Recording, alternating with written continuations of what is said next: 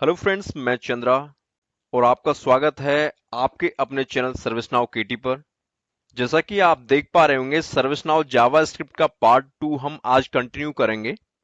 तो यहाँ मेहनत मेरी रहेगी और प्रैक्टिस आपकी रहेगी। आपको मेरा चैनल सब्सक्राइब करना है और आपको नोटिफिकेशन बेल आइकन आपको प्रेस कर देना है, जिससे कि जैसे ही मैं वीडियो अपलोड करूंगा आपको उसका नोटिफिकेशन तुरंत मिल जाए। तो बिना देरी किए कंटिन्यू करते हैं। तो अब आते हैं कमेंट पर। ठीक, कमेंट जो रहेंगे वो बेसिकली कंपाइलर उस चीज को इग्नोर करता है। कमेंट हम दो तरीके से लिख सकते हैं, एक तो रहेगा आपका सिंगल लाइन कमेंट, एक रहेगा मल्टीपल लाइन। ठीक है, सिंगल लाइन होता है डबल स्लैश जैसे लगा देते हैं, उसके बाद हम जो भी यहाँ पे सेंटेंस लिखेंगे, चाहे वो आपका पीस ऑफ कोड ही क्यों ना सही, यदि इस डबल स्लैश के बाद लिख रहे हैं तो वो आपका रन नहीं करेगा यहाँ पे। जैसे मान लो मैं लिख देता हूँ gs.info। ठीक, यहाँ पे कर रहा हूँ it it is ignored by compiler।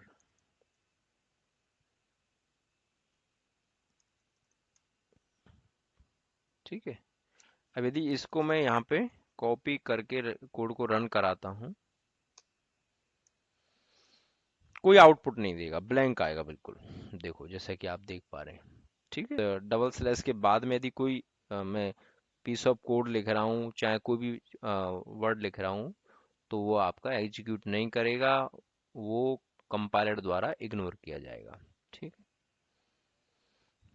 अब मल्टी लाइन कैसे लिखते हैं।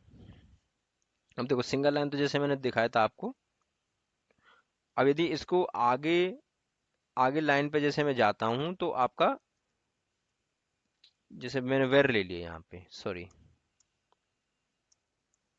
देखो अब आपका ये वायलेट सा हो गया है ना। पर यदि मैं यहाँ लिखूंगा तो वायलेट नहीं होगा। देखो यहाँ पे आपका ग्रीन है, तो कमेंट हमेशा ग्रीन में दिखता है। ठीक है, तो यानी कि जो डबल स्लैश रहेंगे इसके बाद सिर्फ एक लाइन के लिए होता है ये। इसके बाद जो भी उस लाइन में रहेगा वो आपका एग्जीक्यूट नहीं करेगा। मल्टी लाइन कैसे लिखते हैं, अब मल्टी लाइन लिखते हैं स्लैश स्टार, ये तो स्टार्ट करने का होता है। ठीक है, जैसे मान लो मैं लिख देता हूँ, इसके बाद दूसरी लाइन लिख दी, तीसरी लाइन लिख दी, चौथी लाइन लिख दी। ओके, उसके बाद में मैं स्टार और ये लगाऊंगा स्लैश। अब ये आपका मल्टी लाइन यहाँ से लेके और आपका यहाँ तक एक कमेंट में चेंज हो चुका है। इसके बाद यदि मैं वेर लिखता हूँ, अब देखो ये आपका वॉलिड हो गया, यानी कि उसके बाद जो कोड लिखूंगा वो रन करेगा। जैसे मैं मान लो यहाँ पे gs.info रख देता हूँ।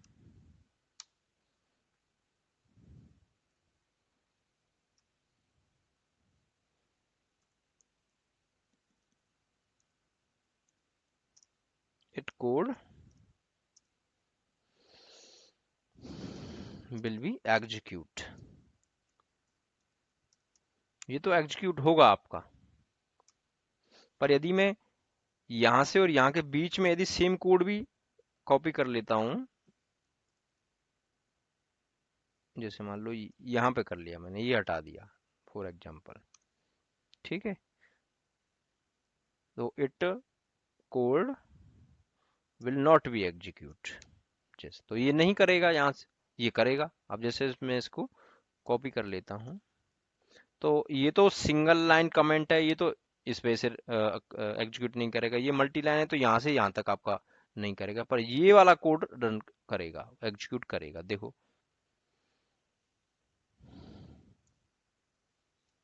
आउटपुट क्या आएगा, it code will be execute, जैसा कि आप देख पा रहे हैं। ठीक है, तो ये आपका कमेंट होता है।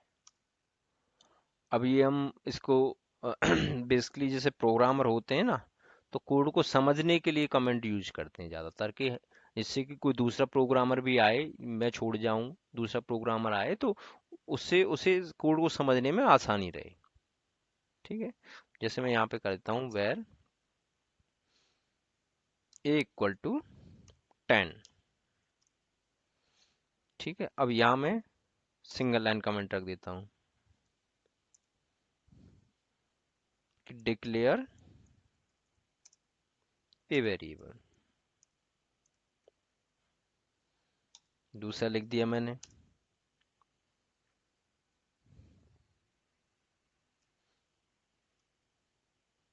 ट्वेंटी। ठीक है,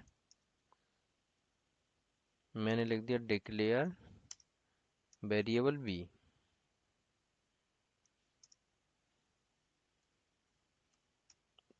ठीक है,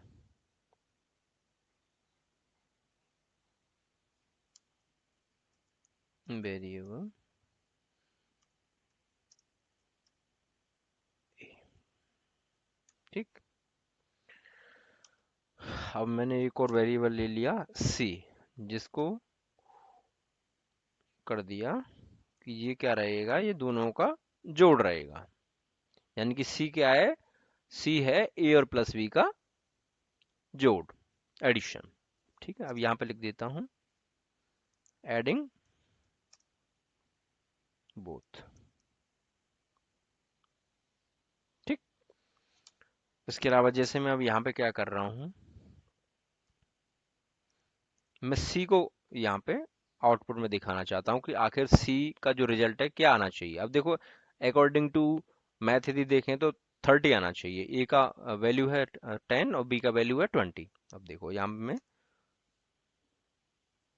तो ये क्या दिखाएगा आउटपुट में, 30 दिखाएगा। सॉरी।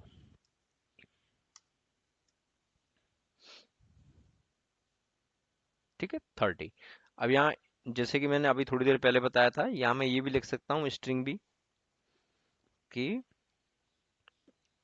दोनों मैंने आपका कोटेशन मार्क ले लिए। इसके अलावा यदि मैं स्ट्रिंग और साथ में कोई वेरिएबल की वैल्यू प्रिंट कराना चाहता हूँ तो उस समय में जो वेरिएबल का वैल्यू प्रिंट कराने से पहले प्लस लेना होता है। ओके, वेरिएबल के नेम से पहले। ठीक है, अब जैसे यहाँ पे मैं ले लूंगा the addition of A and B is. ठीक है, अब इसको मैं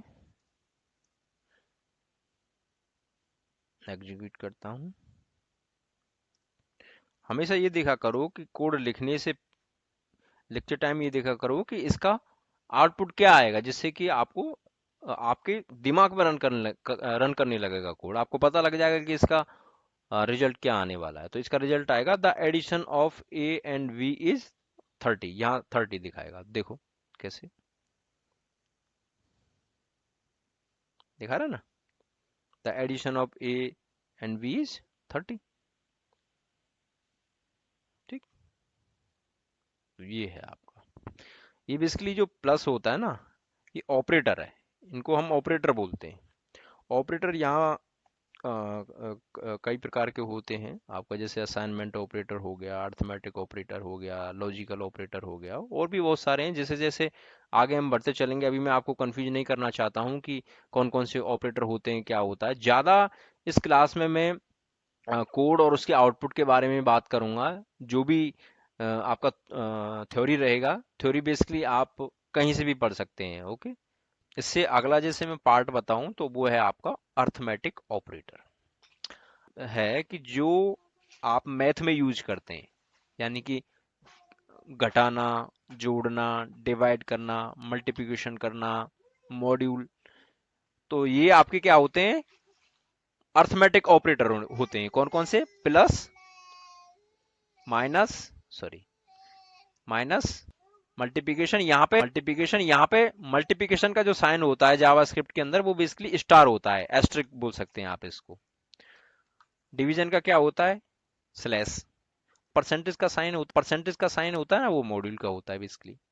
ठीक है, तो ये क्या है, सब अर्थमेटिक ऑपरेटर हैं। यानी कि आप इन ऑपरेटर के द्वारा यहाँ पे वेरिएबल्स को जोड़ भी सकते हैं, घटा भी सकते हैं, मल्टीप्लिकेशन, डिवीजन, मॉड्यूल, जो भी आप करना चाहते हैं यहाँ पे कर सकते हैं। और आगे में जैसे जैसे यूज में आते रहेंगे और भी ऑपरेटर होते हैं। ये बेसिकली जो प्लस होता है ना, ये ऑपरेटर है, इनको हम ऑपरेटर बोलते हैं।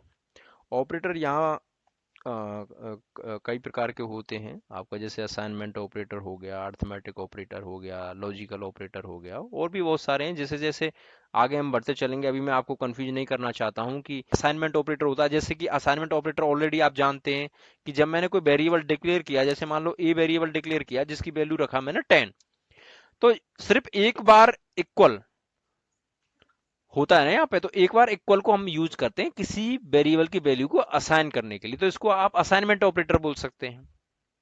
यहां ये ध्यान रखने वाली बात है, बहुत इंपॉर्टेंट बात है, कि यहां इक्वल टू होता है डबल इक्वल टू, यानी कि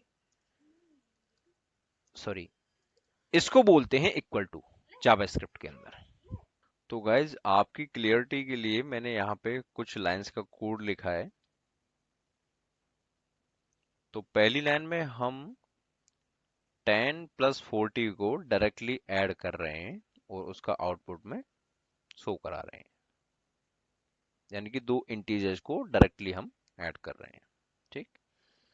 लाइन नंबर 3 में हमने एक वेरिएबल डिक्लेयर किया है 20। लाइन नंबर 4 से हम आउटपुट शो कर रहे हैं ए की वैल्यू यानी कि 20 में 2.1 ऐड कर रहे हैं। ठीक। यानी कि वेरिएबल प्लस इंटीजर को आउटपुट में शो करना चाहते हैं, डायरेक्टली एडिशन। ठीक। सिक्स लाइन में एक बी वेरिएबल मैंने डिक्लेयर किया है जिसकी वैल्यू है 10। सेवंथ लाइन से हम आउटपुट को शो कर रहे हैं ए प्लस बी, यानी कि ए वेरिएबल की वैल्यू को और बी वेरिएबल की वैल्यू दोनों को ऐड करके आउटपुट में शो कर रहे हैं। नाइन्थ लाइन में हमने क्या किया है, एक वेरिएबल डिक्लेयर किया है सी, और उस वेरिएबल में हमने असाइन कर दिया है ए प्लस बी का योग। ठीक है, यानी कि ए प्लस बी का एडिशन। टेंथ लाइन से हम उसको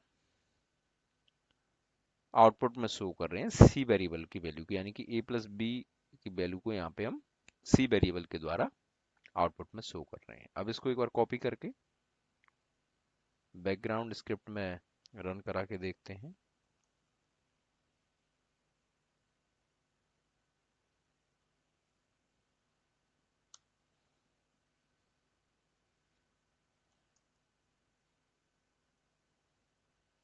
ठीक है, तो जैसे डायरेक्टली ऐड किया है हमने 10 प्लस 40 को, राइट, तो यहाँ आपका 50 आ गया आंसर।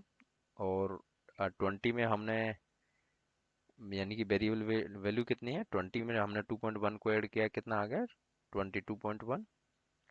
लास्ट में हमने दोनों को ऐड किया है तो यहाँ पे 30 आ रहा है और यहाँ पे भी 30 आ रहा है, राइट। तो इससे थोड़ा सा क्लियरिटी आएगा, इस वजह से मैंने इस एग्जाम्पल को लिया है। और यदि आपको ये वीडियो पसंद आया हो, इससे कुछ फायदा आपको मिला हो, तो प्लीज लाइक करें, शेयर करें और सब्सक्राइब करें। Thank you so much. अब जैसे मैं बात कर लूँ, अब यहाँ पे मुझे माइनस कराना है, यानी कि दोनों का सबट्रैक्शन कराना है। तो ये ए में से बी को माइनस कर रहा है, तो यहाँ पे आंसर क्या होना चाहिए, -10 आना चाहिए। ठीक, देखो -10 ही आएगा, तो ये क्या शो करेगा, सॉरी, एक चीज और हम यहाँ पे चेंज कर सकते हैं, एडिशन ने सबट्रैक्शन कर देते हैं यहाँ पे।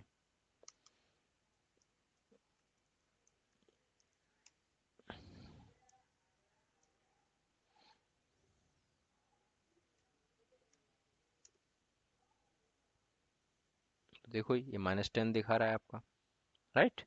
तो the subtraction of A and B is 10। ठीक। यदि मैं इसको उल्टा कर देता हूँ, b-a कर देता हूँ, तब आउटपुट क्या रहेगा, तब आउटपुट ये शो करेगा 10।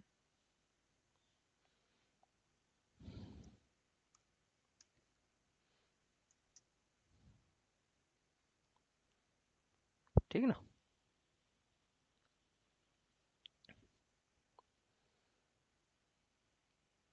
तो ये हो गया आपका सबट्रैक्शन। इसके बाद जैसे आप मल्टीप्लाई करना चाहते हो, मल्टीप्लाई का जो ऑपरेटर होता है वो होता है स्टार। ठीक है, यहाँ पे जैसे हम मल्टीप्लिकेशन लिख देते हैं,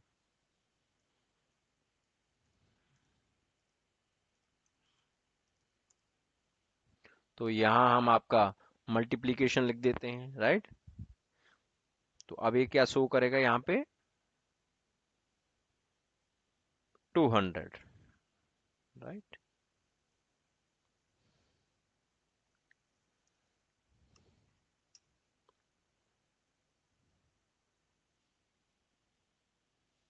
ठीक, तो हम डिवीजन कर देते हैं, ओके। तो इसका आउटपुट क्या रहेगा, 2 रहेगा, राइट, जैसा कि आप देख पा रहे हैं, राइट। सो अब जैसे मैं यहाँ पे आपका, अब जैसे इसमें डिवीजन में एक चीज चेंज कर देता हूँ, यहाँ पे मैं कर देता हूँ 21, ठीक है। तो ये फुल डिवीजन दिखाएगा, यानी कि पॉइंटों में आपका आंसर आएगा। उसके अलावा मैं एक मॉड्यूल भी बताऊंगा आपको, जिससे आपको समझने में आसानी रहेगी, इसी वजह से मैंने नंबर चेंज किया है, ठीक है। दोनों में क्या डिफरेंस है। और हाँ, ये एक चीज तो मैं भूल ही गया, ये आपका जो कमेंट है, ये बेसिकली यहाँ पे कोई भी रन नहीं कर रहा है, यानी कि इग्नोर किया जा रहा है, किसके द्वारा, कंपाइलर के द्वारा, ठीक है। तो यहाँ क्या आएगा, 2.1 आंसर आएगा इसका, जैसा कि आप देख रहे हैं 2.1, राइट। अब ये मॉड्यूल क्या होता है, मॉड्यूल बेसिकली जैसा परसेंटेज साइन होता है ना, सेम उसी वही साइन लगता है यहाँ पे मॉड्यूल का, राइट।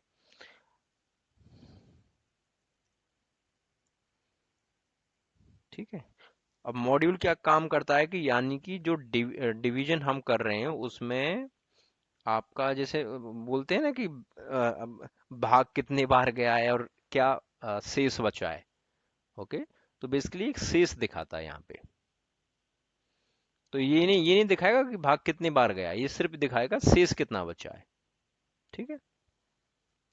तो यहाँ आंसर क्या आएगा, 1 आएगा, यानी कि यदि आपके 21 में हम 10 का डिवीजन करेंगे तो यहाँ पे 2 टाइम्स जाएगा, पर ये 2 नहीं दिखाएगा यहाँ पे, यानी कि बचा कितना उसके बाद में, एक बचा, शेष क्या बचा, एक बचा, तो वो एक दिखाएगा यहाँ पे, ठीक है।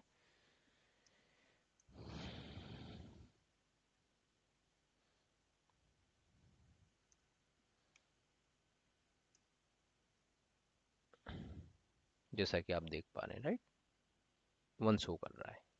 और भी बहुत सारे ऑपरेटर होते हैं, जैसे जैसे उनके यूज केसेस आएंगे मैं आपको साथ ही साथ में बताता चलूंगा।